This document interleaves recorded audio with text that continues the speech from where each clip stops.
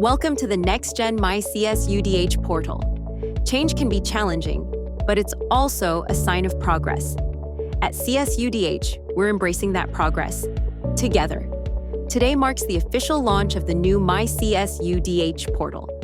And this is more than just a redesign. It's a new way to connect, work, and succeed. The new portal was designed with you in mind, whether you're a student, faculty member, or staff. Here's what's new. This upgrade is about more than technology. It's about making your everyday tasks easier, faster, and more connected to the Toro experience.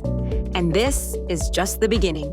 The new portal marks the first step in a broader initiative to bring the content, tools, and services you need, when you need them, all in one place.